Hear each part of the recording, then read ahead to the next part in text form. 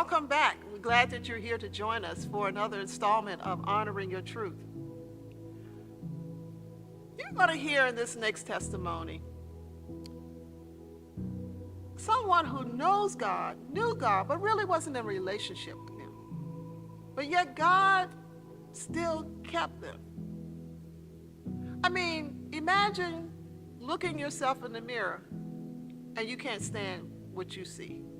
You can't stand your own reflection. Or even trying to unalive yourself. And God just would not allow you to do it. Yeah. Stay tuned. Share this out, because this is a testimony that is life-changing. Thank you again for coming and sharing the story, the testimony. Pleasure to be here. Yeah, your story, but God's goodness and His mercy and how He has brought you to where you are today. And so we just ask you, let's start with your childhood. I know you from high school days. Yeah. From the days of Southern High School, yeah. in Harwood. Yeah. But tell us about your childhood growing up in the country. And I'm a country girl too, so we all grew up in the country. Yeah, well, I grew up in a place, Bristol, down in South County, Bristol, Maryland. And we grew up right on the Protection River, like a dead end. You run right into the Protection River. And, we had a little two-room house, probably about as big as this room here. And we had like chicken, ducks, and geese running around in the yard. The water was right there. My uncle was a trapper, so as a little boy, I went out on the water. He taught me how to trap turtle. We trapped turtle, mushrooms. We had chicken, ducks, and geese running around in the yard. Had a garden, a spring, outhouse, no electricity. Only thing we went to store for pretty much was kerosene to put in the lamps so we could go from one room to the other. But it was, that was an amazing part of my life, because that's where my survival teaching kicked in. Mm-hmm. And it helped me throughout my whole life. Mm-hmm. And I grew up, my dad, we had alcoholism on my dad's side and my mom's side, so alcohol was around. And I started sipping beers and stuff at an early age, and tasting alcohol. My uncle would give me sometimes, I'm going to taste this, boy, put hair on your chest. So, I got drinking at an early age. So, and I started going to school. I was just shy. I was just so shy and timid. I don't know, the people, when I was okay where I lived, because we rented boats and sold fish, and we sold turtle, we sold muskrat. People used to come from all over to come down to buy our goods. It was okay for people to come down. I was fine where I was. I was comfortable at where I lived and stuff. Your space. Yeah, in my space. But when I left out of there and they sent me to school, I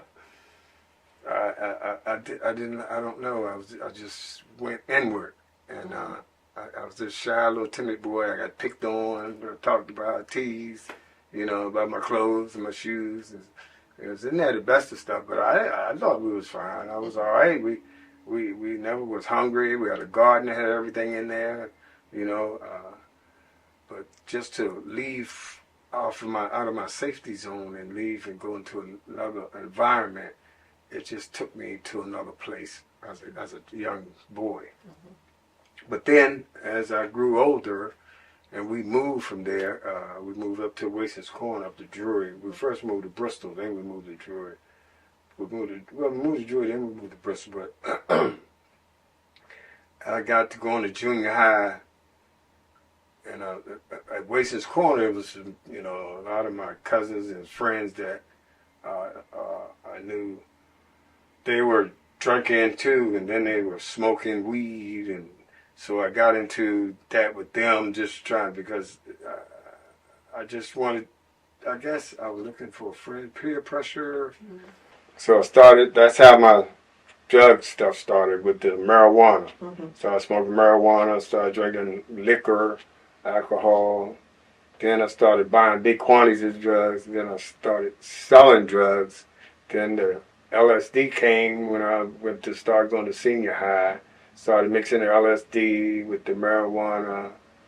Then PCP came along. I started dealing with that and was snorting the powder cocaine. So I was kind of like smoking it, snorting it, selling it all throughout my, even through my senior school year. In my time I was going to school, we would get on the parking lot in the morning time. We'd get tore up on the parking lot. We'd go to the liquor store before we would go to class, get Wild Ass Road wine and WD 2020 and smoke some weed and snort some coke, drop some acid and go to class. And we would go to school. You know, I did make it through high school. Well, I passed. I never really failed. I did just enough to get by. You know, I did just enough to get by. And when I got to the my senior year, I passed from the 11th grade to the 12th grade. And my dad, I'm going to say it because my dad was an alcoholic. And he had a lot of problems in the home. And I would just run and stay out in the woods most of the time when I was younger, when stuff would go on in the house. And so I would just go away and stay for a day or so in the woods and come back later that morning so I'd go to school. That was my escape. That was my safety place because I hunted a lot. I did. I had grapevines. I could swing from here up to the road and back without my feet touching the ground. Wow. Because I had a branch that I had because I used to hunt and I hunted so much on one side until I had to get to the other side. But the branch was so wide until I couldn't get across, so I cut a tree down and pushed it over the branch so I could walk across to get to the other side. So woods and that was my safety place. I just loved the woods because I could just escape, and that would be my safety place. I would just stay out there and you could go hunting. Outside was my home. I liked outside better than I liked in the home. But like when I got, like I said, in 11th grade, I passed to my senior year. My dad, something had happened at the house, and him and I talked to him, and I realized what I did, and I looked for the door, and I just ran. I ran for so I could get to my safety place. And I came back home and I asked my mom where was my dad, and she was like, "Well, we hadn't seen him." And so I said, "Okay." So I went up to Wasted Corner, didn't see him up there, nothing. So we waited. A couple of weeks went by. My dad had brothers in Washington, D.C. One of them called and said, "We know you're looking for Marshall." Could talk to my mom. Said, "No, you're looking for Marshall." Said he called and said he wanted me to come and get him because he needed help. So he needed help. He wanted some help for his drinking. So he said, I came and picked him up. He couldn't talk to nobody for 2 weeks. He says, he's up here with me. He's at St. Elizabeth Hospital. Gotcha. And he's getting help for his drinking. And I was like, wow, okay. So the summer, this was during the summer, and I was like 17 years old because I was in 11th grade and I had passed to the 12th grade. But when school came back around for me to go back to school, I didn't go to school. I had gotten a job with Norman Wallace, building townhouses. He gave me a job with him, building townhouses in Virginia. So I went to work so I could help my mom with the rest of my siblings. So that's what I did. But then a year went by, and then my dad, a couple of times he asked for me to come see him. I wouldn't go. But then my mom kept asking me, and I went, and we had a conversation. And, a year later, he came home. He didn't tell me, but he told my mom. He says, look, tell Junior, because I'm a junior. He said, tell Junior, I want him to go back to school, get his diploma. So she came, she said, look, Junior, your father wants you to go back to school, get your diploma. She said, he wants you to go to school. So I did. Because I didn't fail. Right. That's why I didn't graduate in 74. I graduated in 75. Okay. Because I stayed out that whole year, and I went back. I got me a few sheets of paper and a pencil, and I went back to school. So, and I graduated. I got my diploma. And You see, I always thought you came out when we came out. no, I didn't even realize that. I was supposed to Yeah. come out in 74, but because of that, and I didn't fail. People, I felt funny too going back and being in the class with these kids. I'm like older than them. I should have been gone. But anyway, I only had 3 classes. I had 2 business math class and an English class. And and I had 3 classes. I was out of school by 10 something. Yeah. But then I wouldn't leave the school, and so I was always hanging around the school and cause problems and stuff like that. But anyway, I did get my diploma. During all that time, I was still getting high. I was gambling. I made money by shooting pool at Riverbend, selling my drugs, and just hustling. I did that for years. I did it for even when I was working. We would gamble every Friday, shoot dice and stuff. That's how I made my money for a long, long time. I didn't work I hardly ever worked out on my life that much. I went to work for PG County Public Schools for 7 years. Started out as a custodian. Then this guy came along. He was the engineer of the building. He came along and said, "Man, look," because we were talking. I would go up to his house and do work, and he said, "Man, you seem like you're looking too smart." He said, "I'm not trying to degrade your work." He said, "But it seems like you need, you look a bit more than what you're doing." So one day at work, he came and got me. He started taking me down into the boiler room with him and showing me all kinds of stuff about the engineering, how to run the building and stuff like that. And so I wound up becoming an engineer. So when I got injured with them, and I just came out, but I was an engineer when I got out of there. But then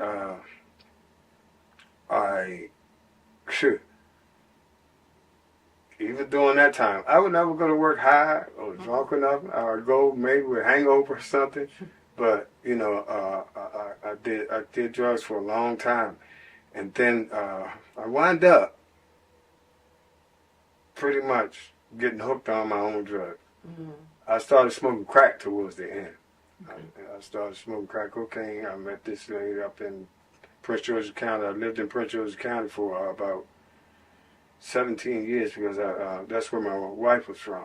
So I moved up that way, and I stayed there. And I ran into this lady. I met her. She turned me on to that crack, and I started This other smoking. lady that you met, Yeah. not your wife, but it was somebody else. Yes. Yeah. Okay. During that time, I was when you're on drugs and alcohol,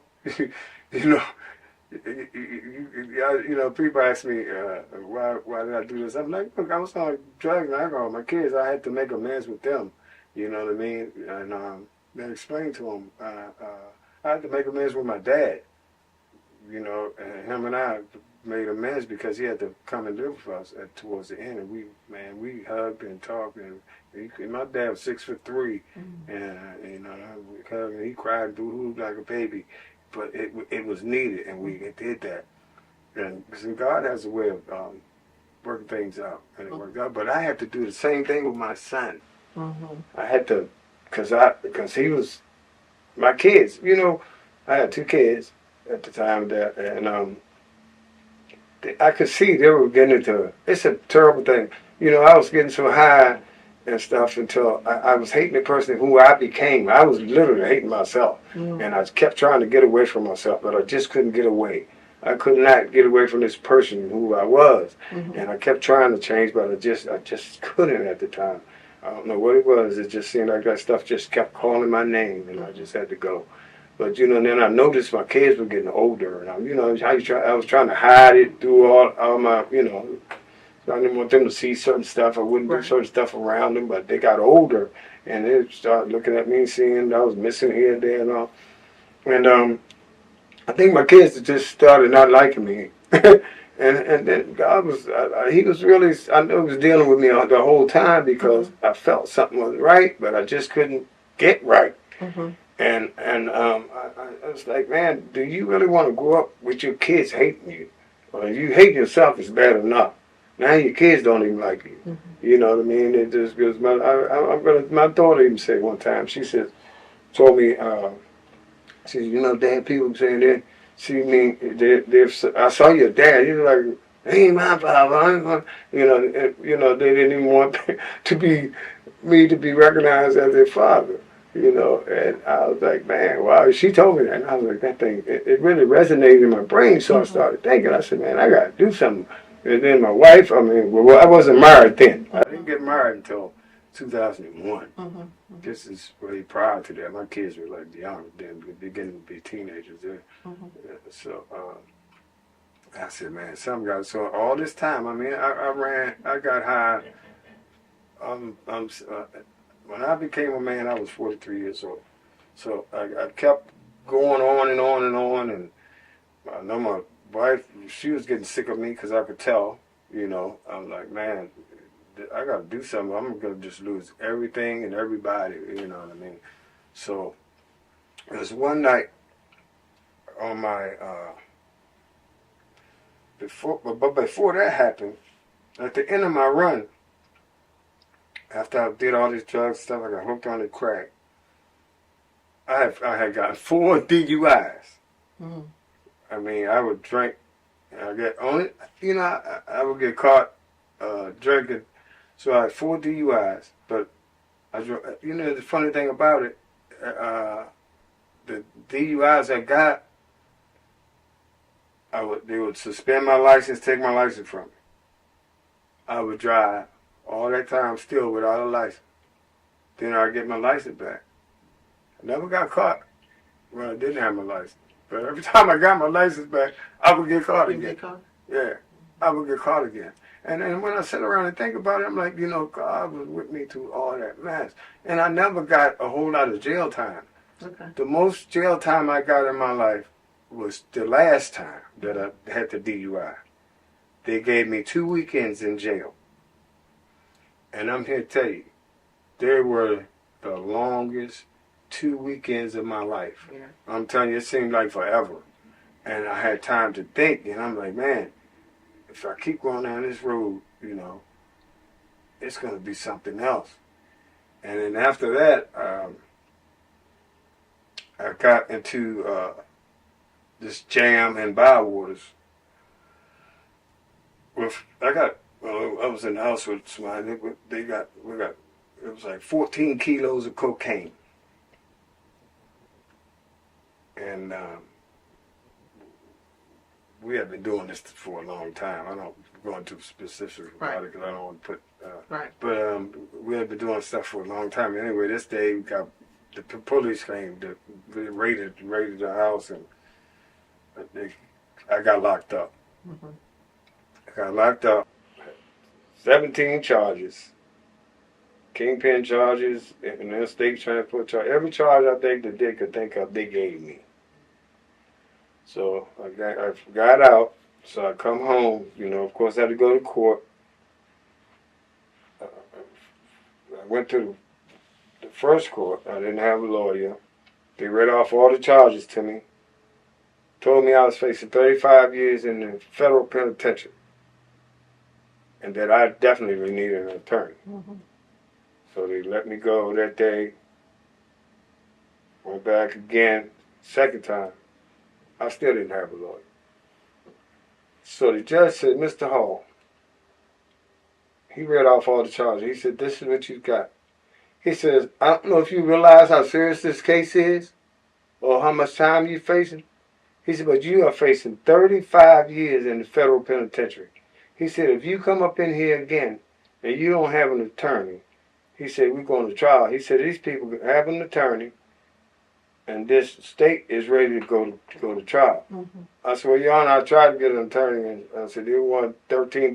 I don't have that kind of money. I'm like, I'm on disability. I only get this much money. He said, well, you need to figure it out. He said, because we're going to trial the next time. Third time come around, In the meantime, I had went to the library and I studied up on some stuff and I was checking the laws and this, that, and the third. And because the stuff happened, it wasn't at my house. It was somewhere else. But the papers had put it in there that it was had bust had happened at where I lived. They had the wrong address. The package on the stuff was the address to where I was. So it was a lot of discrepancies, discrepancies in there. So I went to study up a little bit, and I came up with something that I read. So I went back to court the third time. I still didn't have an attorney. So they said, Mr. Hall, Judge, he was fed up with me. He said, Mr. Hall, the state is ready. This lady has her attorney. You don't have an attorney. I gave you 3 chances to get an attorney. We're going to trial. He said, state, they asked me this, that, and third. Well, I didn't get on the bench or anything. He just asked me, the judge asked me how I plead when it came around.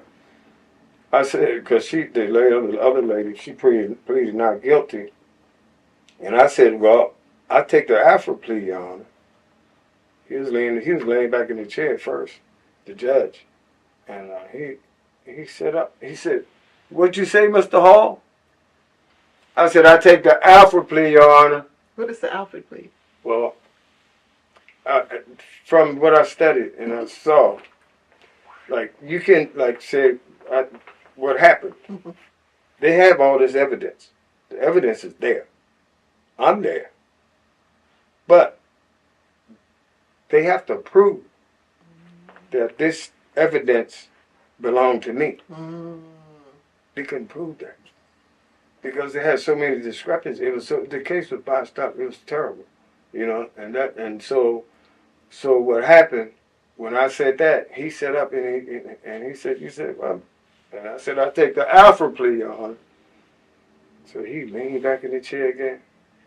He said, "Well, Mr. Hall," he said, "I find you guilty of all charges." He said, "I sentence you to 35 years in the federal penitentiary." My heart dropped to my feet. I said, then he said, but he said, "I suspend all but 5 years probation." He said, 3 supervised and 2 unsupervised. And I was like, thank you, Jesus. And mind you, I wasn't saved then or nothing, And I'm telling you, God is an amazing God. But I'm telling you, I know God was with me through all that. Mm-hmm. I knew He was. And I knew I was getting to the end of my run. I knew I had to do something. So that kind of sparked a little something in me too. I didn't stop doing what I was doing right away. Mm-hmm. But every time I did try to do something, it wouldn't work. I'll tell you what happened. It was the night before. It was like December the 30th or something. 30th. Right before my birthday is December 31st. Mm-hmm. So I went to pick up my wife from work. Well, my fiance from work. Mm-hmm. Wasn't married then. So I went to get her late, high and everything as usual. So I get her, bring her home. She always would go get out of her clothes because she dressed for work and she would always like to get comfortable. So I'm sitting on the sofa while she's changing her clothes. And I had no money because I was spending it all up. I got to the point to where I wasn't making no money. I was just making enough money to keep going, keep things going and stuff. So I'm sitting on the sofa. I'm trying to figure out how I can get $10 or $20 out of her so I can go back out there and get me some more drugs. Mm-hmm. So she came out there for some reason this night. And this lady, mind you, at the time, we had been together probably 20-something years. Mm. I think 23 years. Because you started dating in high school. We started dating when I was 17. 17. She was going to PG County School, so mm-hmm. She was living in Duval. I was going to Southern. Right. But I was driving from down there because I had a car. I was driving from down there going up there to see her. Mm-hmm. And I was actually coming to school, driving from up there, driving down to school because I had moved up there then. Mm-hmm. And I was sitting there. I said, "Honey," I said, she came out the room and she sat down and she looked at me. She said, "Marshall, All this time, this woman ain't never said nothing like this to me in her life. She said, you look bad. She said, you look terrible. She said, if you don't hurry up and do something with yourself, I don't know what I'm going to do. Pastor K, I'm here to tell you. I said, oh, yeah, okay. I said, I don't know who you think you are. I cussed that woman up one side and down the other and told her where she could go and how she could get there. I went in the room. I did something I never did. I don't steal. I went in the room. I took money out of her purse.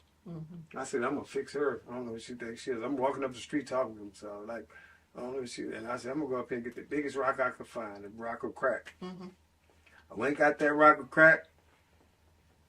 I left, went out to my buddy's house.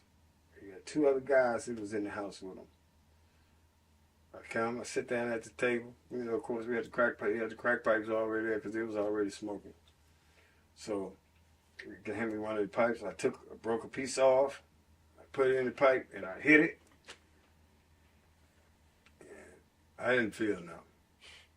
I'm like, oh Lord. I said, man, this stuff ain't no good. I said, man, I gotta take this stuff back. I gotta get my daggone money back or something, right? So I get up. He's like, what you mean ain't no good, Hall? That's what he called me. He called me Hall. I said, man, this stuff is no good, man. I said, I gotta take it. He said, no, wait a minute, Hall, wait a minute. I'm standing up. He hit me on my arm. Wait a minute, Hall, wait a minute. Let me try a piece. I said, man, I said, we smoke it up. I ain't got nothing to take back. He said, come on, Hall, man, let me try a piece. Let me try a piece. So for some reason, I sit back down, and I broke him off a piece, and I gave it to him. He hit it, and he hit it, and his face, he like, oh, he said, oh, he said, man, ain't nothing wrong with this stuff. I said, what? I said, man, give me that pipe. I took that pipe. I put me a piece in there. I hit it again. I ain't feel nothing. I didn't feel a thing. I sat there, passed that pipe around every time it got to me. I'm looking at these two guys like they're cartoon characters or something. They looked like they were, I don't know. They just looked weird to me. They didn't look like they were, I don't know. And I don't know what, but I understand what happened. So I got up from the table and I came home. And I always, when I came home, because I'd be high, smelling like drugs and alcohol. And one time I came home and I just went right in the room, got in the bed, you know, and I was trying to hug my wife, get with her. She like, get off me. She smelled like alcohol. She wouldn't want me to touch her, which I don't blame her now. Think about it. And so I would always go in the bathroom. I'd just wash my face, brush my teeth, and then I'd get in the bed. So I went in there that night. But before that happened, about 3 months prior to that, when I would do that, I was standing, I'm telling you, I had got so sick of myself. I was standing in the mirror. When I would wash my face and brush my teeth, I was standing in the mirror and brushing my teeth with my eyes closed. Because I didn't want to see that person that was looking back at me in that mirror. That's how much I had got to not like this person. I just didn't want to even look at myself. So I did that night. I was standing there, brushing my teeth with my eyes closed. And I hear this voice. And it said, Marshall, take a look in the mirror. I said, I wiped the toothpaste off my mouth, looked around, I said, I don't know anybody here but me. This voice came again. It said, Marshall, take a good look in the mirror. I was like, oh. I opened my eyes up, Pastor K. I looked in that mirror. And these are exact words I said. Excuse my language, but this is what I said. I said, who in the hell are you? And mine felt like, I'm telling you, it felt like somebody came along and took my knees from under me. My knees hit the floor. And my elbows hit the sink. And I don't know where this prayer came from. This was December 31st, on my new birthday, on my 43rd birthday.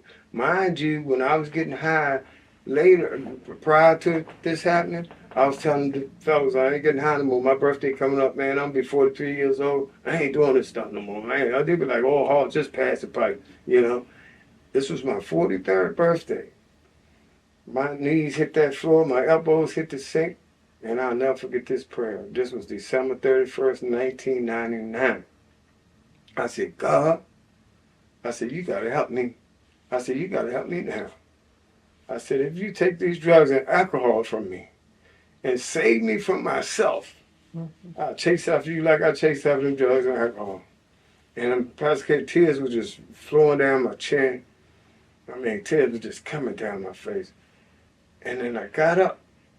When I stood up, I felt real light. I felt like a butterfly. I just felt like I could float. And I had this good feeling in my stomach. I just felt so good. And I looked in the mirror.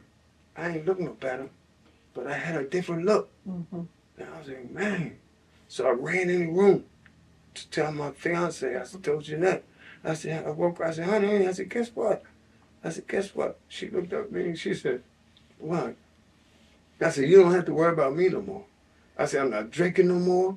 I'm not doing no more drugs. You ain't got to worry about me no more. And she looked at me like, yeah, right, Marsha. And turned back over.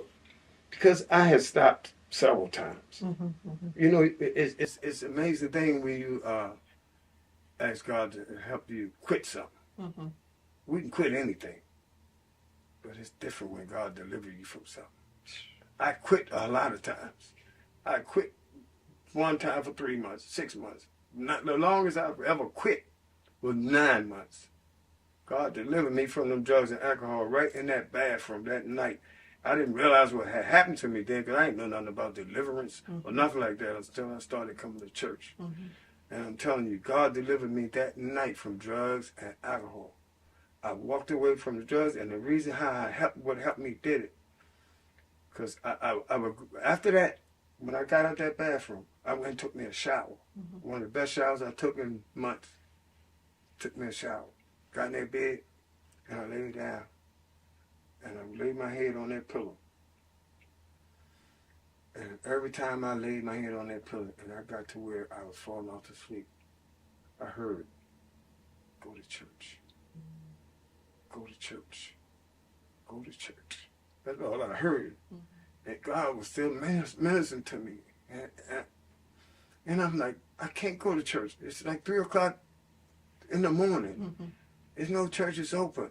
I can't go to no church. So I would lay down. I mean, I did it about 2-3 times, but I finally went off to sleep. So that day came. This was Saturday. So churches wasn't, except for the Seventh-day Adventist people. Right. So this was Saturday. So my sister actually got married on my birthday. And I went to go to the wedding. I was going to go to the wedding. I got up, took no shower. Let's get ready to go get dressed. And I was going to go to my sister's wedding. And I went and reached in the closet to get my clothes out. God was still ministering to me. He said, stay in the house.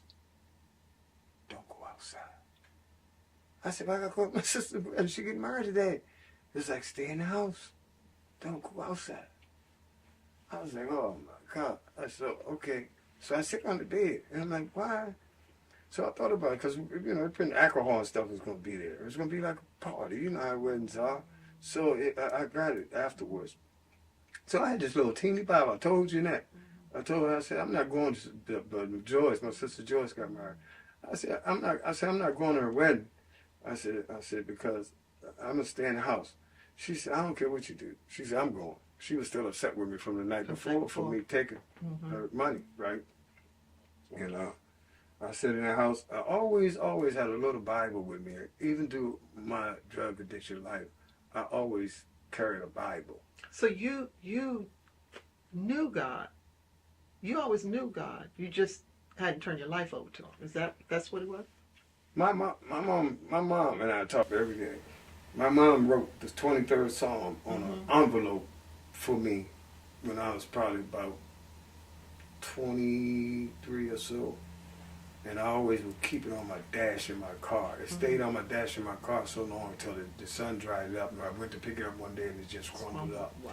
But I had recited it so much into my spirit until I had it in there. And she told me every time I think something was going to happen bad, just read that song.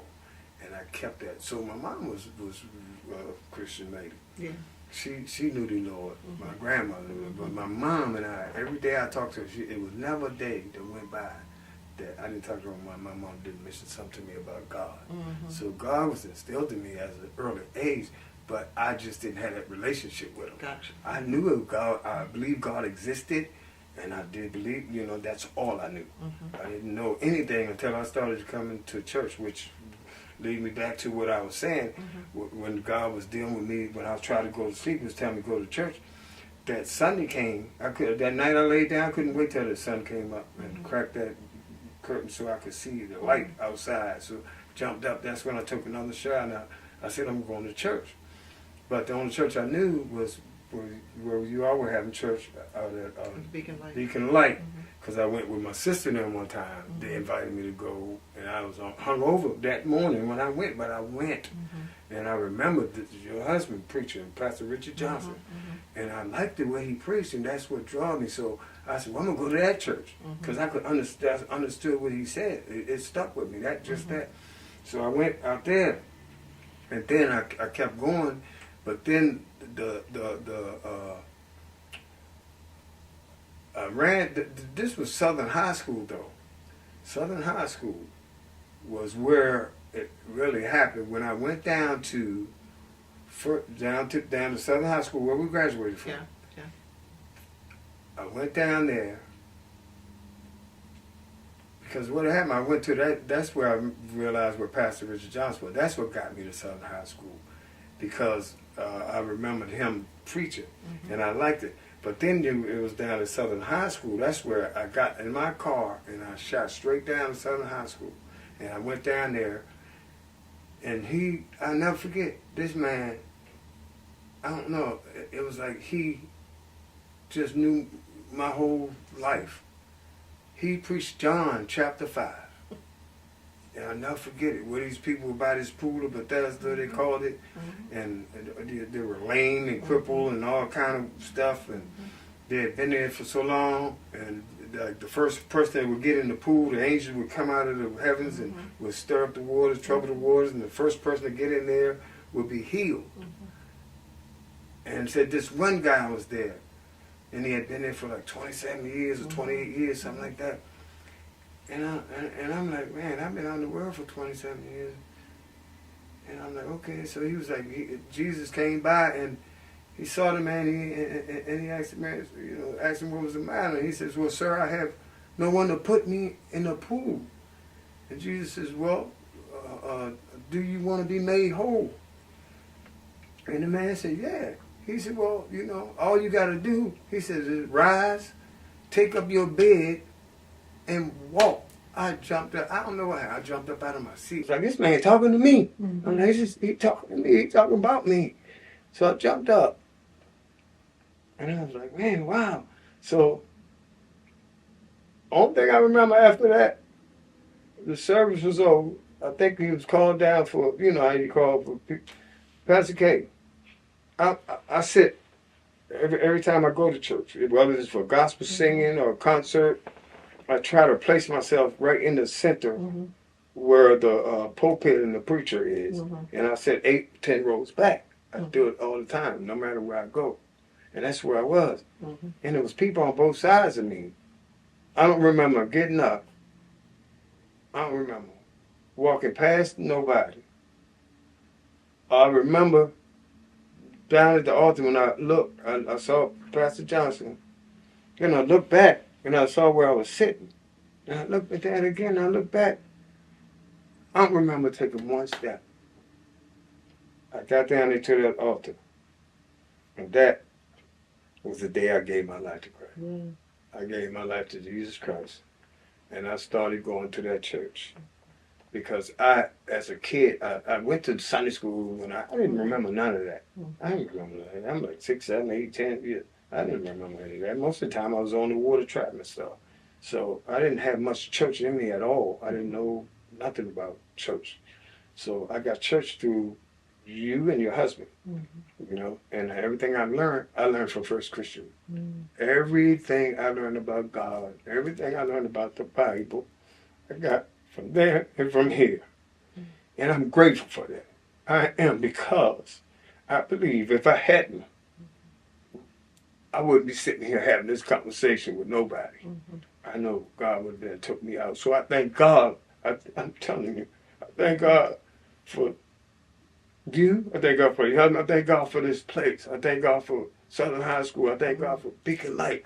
I thank God for bringing me through all of what I had to transpire to get to this point in my life. I'm just so grateful to be alive, because one time I didn't even want to live, Pastor K. One time I left Annapolis, and I was going to PG County, back up where I live, and I came down here, and I got some drugs, and I got high, and I went to go back home. And I was in a bad place then. I just didn't want to live. I just didn't want to live no more. I just didn't. I didn't want. And I got in that car, and I went up 50, going west, going towards Orlando. And all of a sudden, the devil started talking to me. He said, "Man, you might well take yourself out. Don't nobody care. You know, you just don't. Your kids don't even like you. Your family's mad with you. Everybody upset with you. You might well just go." So I took that car, and I was driving up 50. Took my foot, I stomped the gas and laid my seat back and closed my eyes. And they tell me I went across this rush hour traffic. This is before they put the rails up. I went across westbound, came back around, went across westbound again. They said I did that about 4 times. The car just went in a circle. And it must have hit a bump and jumped off. And I was down in that sod field that you call 50. Yeah, I know where it is. I was in that sod field. And they said that it was an accident on 50, but they couldn't find the car. Or the cars where the accident was. So they had to put a helicopter in the air to find me.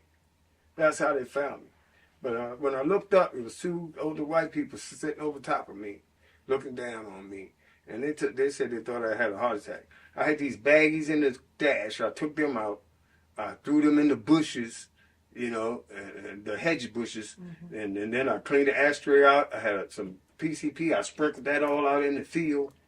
And then the white people said that they had told the police. They said, well, he threw these bush bags over here. And he did, you know. So the police come. These detectives came down. And then I had this, on the car I was driving, it was from my wife. And it had Snowflake on the tag. And my mother used to call my wife Snowflake because she liked those rolls that, you know, the snowflake rolls that had the flower on top. So I had to personalize her tag for her, right? And the police, they saw that. And they just went, because they used to call cocaine snow and stuff.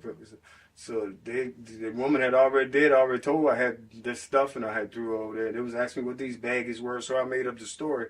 Back in those times, you know, the girls were getting their hair cornrowed, and the beads would come in those bags. You know, so I told them what it was. I said, my wife just had her hair braided. I just had those bags, and I said, you know. So anyway, that story. Anyway, that's what I told them. So they get me, they take me, put me in the car. I mean, out in the car, around the back of the car. Asked me, where the drugs at? Where the drugs at? I'm like, I don't have any drugs. This was like, oh, you Snowflake, huh? Where the drugs? I said, man, they slammed my head, bam. He said, man, where the drugs at? I said, man, I'll tell y'all.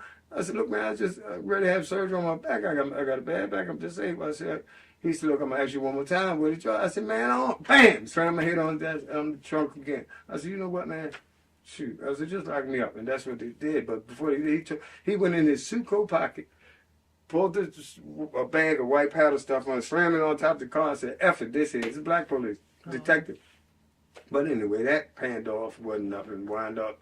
All I had to do was pay, because the drugs wasn't nothing. I got a lawyer for that.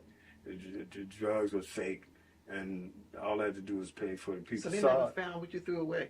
No. They had dogs, everything out there. The Lord kept you. Yeah, I'm telling you, they had dogs, everything out there. Helicopter. I mean, everything. And I'm telling you, God has been with me all my life. God has always been with me throughout my whole life. It's a lot, I mean, more, but I know it's just not enough time to even tell it all. But I'm just telling you, when I look back on it, after I got saved and then God delivered me, I knew what happened to me after. You know, you all explained to me what deliverance was, what being saved mean and all that. I realized in my life that God was always on my side. He brought me through all that. It was nothing like what I've been through. God brought me through all that. And I realize and I understand that. And I'm telling you, woo, I'm telling you, I'm telling you, I'm telling you, if there's anybody, I'm telling you, that don't believe in God, I'm telling you, there's something got to be wrong. There's something got to be wrong. It really is. But I'm telling you, though, too, I don't care what you go through in life. I don't care what your habits are, your addictions, your sins. I don't care what it is you're going through. It not even had nothing to do with what my addiction was. But I'm telling you, God is a not respectful person. He same thing he did delivered me from all that mess that I was going through. I mean, I was doing womanizing and lying and cheating and, gambling and, all that craziness, you know what I mean? God, I don't care what it is you're struggling with. If you turn that thing over to God and your heart is right when you go to him, I'm telling you, I was at wit's end. I didn't know, had nowhere else to go but to God. I had tried everything else. And God delivered me that night because I really, really wanted it. When you really want something, God knows. Yes. I'm telling you, we made a vow that night. I'm telling you, I made a vow with God that night. I said, God, if you deliver me from these drugs and alcohol and take this, save me from myself, I chase after you like I chase after these drugs and alcohol. God has been holding up to his end of the bar. I got to hold up to mine. I can't let God down. Not on that end. Yeah. I may slip up some other areas in my life, but not on that end. Mm-hmm. Not on that end. Mm-hmm. I'm telling you, I will never. Mm-hmm. And people say, be careful about never. I know I'll never do those drugs again. I thought when my mother and father passed away or something, that I would go back. Mm-hmm. God gave me such peace. He gave me peace in the midst of death. My mother, my father. As much as I loved him, I cried. I had my time. But I'm here to tell you, I had my time with God. I didn't have to cry when the funeral was on and all that. God came like 3 days with my mom. He gave me peace. 3 days with my father. He gave me peace. I was able to walk in that and to do what I had to do to get whatever needed to be done, to put my parents away or help to put my parents away along with my sisters and brothers in a respectful manner. God is amazing. I'm telling you. He is amazing. I'm telling you. I thank God enough for allowing me to just even be here today, to open my mouth up and speak on his behalf. I'm telling you, because that's what I'm doing. I'm speaking on God's behalf. It ain't so much of me. It's powerful. It ain't about me. It's about what God did in my life. It's powerful. I'm telling you, he did this for me. I'm telling you, just little me, that shy little boy, that little timid boy that had to go through, and I'm glad everything that I went through, I'm telling you, I wouldn't change a thing. Because I'm not the best person in the world. But I like who I am today. I love me. That's powerful. I love me today. I do. And I won't allow nobody to take that from me. Nothing or nobody. I love me. I do. And I thank God. This whole series is about honoring your truth. Mm-hmm. What does honoring your truth mean to you? To me, honoring your truth means loving who you are, standing firm on who you are, believing God for who he is, and not allowing other people to take you to a place to where it's out of your character. Mm-hmm. You understand? And I know a lot of times it's not easy. It's not easy because we encounter all types of people in this world. We do. So I believe when you know who you are in God and you honor that, other people will honor you. You know what I mean? And just don't let anybody take you to a place where you have to, because my parents always said, well, if you don't do nothing wrong, you don't have nothing to apologize for. So I don't, and I will apologize. I've tried to make amends with everybody because I know in the midst of my drug habit and my alcoholism and stuff, I've hurt some people. I hurt my family and stuff, and I had to apologize. Those that I couldn't make amends with, I did. And those that I couldn't, I prayed to God about it. And I asked him to do it for me, And that's it. That's what I believe. I believe honor the truth is just being true to yourself. Right. You're being true to yourself, and just letting your feet line up with your mouth. You know, not saying you're walking perfectly upright, dotting every I, cross every T. You know, because I still have sin issues I deal with. I thought when God delivered me from drugs and alcohol, I was fine. But then I got down the road a little ways, and these residual sins started popping up. I'm like, whoa, oh boy, hold your horses, you know. Now I gotta pray for this, you know. I gotta work on this. So I work on me every day, and I ask God to work on me every day because I want to be the best person I can be. I started out on this journey with a tractor and trailer load of sins. When I get to heaven, I just want to have a lunch bag. I'm telling you right now. Yes, Lord Jesus. I'm telling you. Yes. That is powerful. Thank you again for coming and sharing Thank you. powerful testimony. I believe without a shadow of a doubt that someone is going to get their deliverance I pray because of what they've heard you share. I pray to God as well. I do believe that. Because He'll do it for whoever that really wants it. Yeah. I don't care what it is. Yeah. Thank you. That ending, that was spot on. I mean, you said a whole, it was so much you covered, but you gave some great nuggets. But it's truth. That's it. Yeah, that was the thing. It's truth. You just telling your story. Yes, ma'am. I can't know. do no more. Woo! That was good for me. That was I'm telling really. You. Wow. I mean, I heard the first go round was the first time you did it was excellent. Yeah. I mean, you just got a powerful testimony. It's just powerful. Thank you, God. I'm telling you, man. My life is. I'm telling you, it's been amazing, and it's just. People always talking about, well, I know I don't, people, you know how people are. They want to bring up your past, which is fine. I don't mind that, but I don't live there anymore. Right, that's not you. I'll be like, return to sender, you know, I done moved. I got a new address. If you want to come along with me on this one, fine. But we can talk about it, but don't try to hold me to that. Right. Because I don't live there. I'm done with that. Right. Done with that. It's a whole nother. Yes, Lord Jesus. That's I'll tell you excellent. right now. And the thing of it is, you know, we see your praise. Now I didn't know your whole story. You know I did. You know, when you came to First Christian, I just knew you as Marshall Hall classmate. I didn't know nothing about your story. I didn't know what you were doing out in the parking lot. I mean, you know, a lot of people didn't know. I had no clue. A lot of people didn't know I was getting high. I'm like, I never didn't know I was getting high. I'm a fool. Honestly, and crazy. I used to drive to school. Yeah. And I mean, I would see, but that just went my head. But I say what I'm what's leading to. People will see your praise and how you worship and just how you carry yourself. But once they hear the story, they will know why you praise the way that you do. Thank you. It's that part. Thank you. Is that why is he Thank so zealous? Why is he so on fire? Thank you. And now they will be. Now they're gonna see.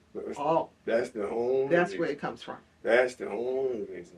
I don't want nobody to literally see me. Right. I'm not jumping around and clapping and praising God. Right. The least little thing about the Lord, I can hear something in a song. Something you can open your mouth up and say, I'm up. Because it sparks something in me. And I'm telling you, I just love the Lord so much until I can't sit down on Him no time. Right. No, I don't care what. Right. I'm serious. I've even tried. I'll be like, you know what? I ain't even getting up to. As soon as next thing I know, boom. It's like I can't not do it. Cannot. I can't. Well, like can't. you said in your testimony, which was a peace towel, that God has held up on His end of the deal. Yeah, we made a vow that night.